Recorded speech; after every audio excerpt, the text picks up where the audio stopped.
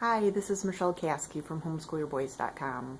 I hope you are having a very happy new year so far and that 2018 is being good to you.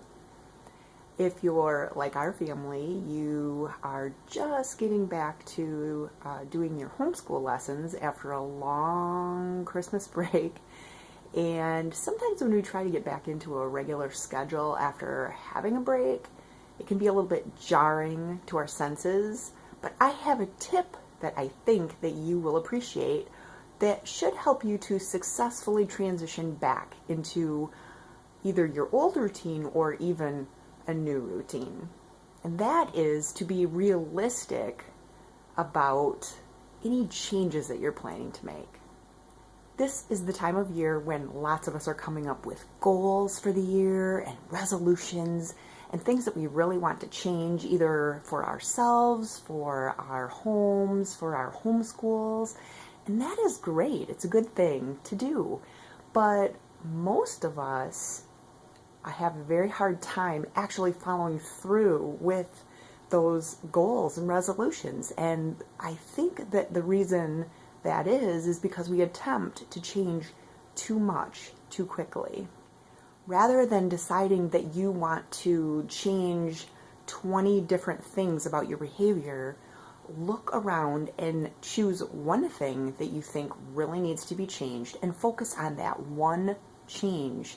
And once you get that successfully under your belt, then you can attempt to make the next change.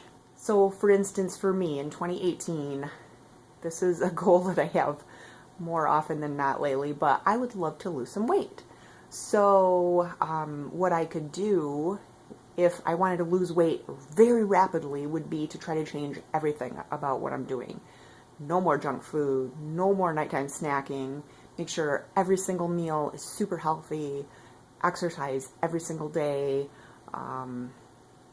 make sure I'm getting my 8 hours of sleep in, you name it. I can try to make all those changes, and they're healthy changes. But if I try to do too much at once, I am just setting myself up for failure.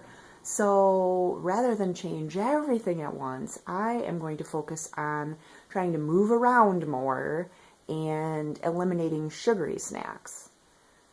That is a lot more doable once I actually can kind of get over that sugar addiction, and that isn't so hard for me anymore. Then I will look at the next thing. What's the next thing that I can do? The same type of thing is true if you are trying to transition from just kind of being home and relaxing on your break and then having to get into keeping the house clean again, or doing your homeschool lessons. Small changes. So I know when we got done with all of our Christmas parties and the presents and the food and all of that, I kind of looked around our house and I thought, oh boy, what happened here? And rather than do what I normally would do, which would be take a bulldozer to the kitchen, I decided to try this, picking one thing that needs to be done that I see, and focusing on that. And then once that's done, I can choose the next thing. So rather than just, spending hours trying to get the kitchen completely clean, I can look and say, I have 10 minutes, I'm going to sweep the floor.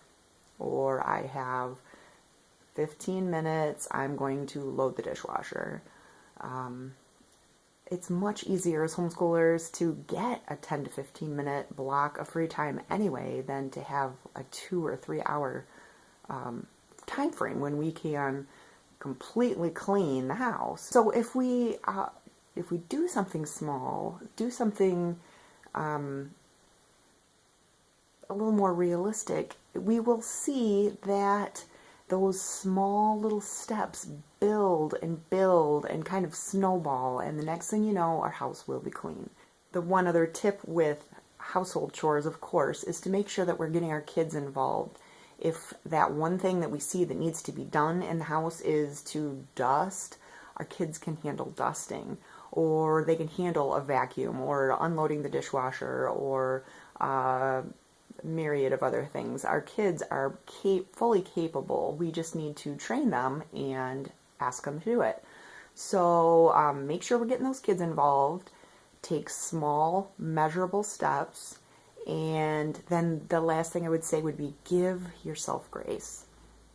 Going from 0 to 60 in 2.5 seconds is hard. It's really hard to make those transitions from Christmas break to full-on homeschooling.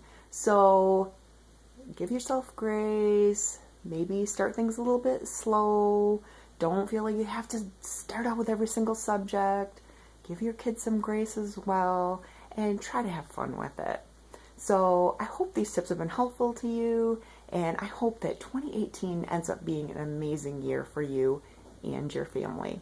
So again, this is Michelle Caskey from Homeschool-Your-Boys.com, and I hope that you have a wonderful day.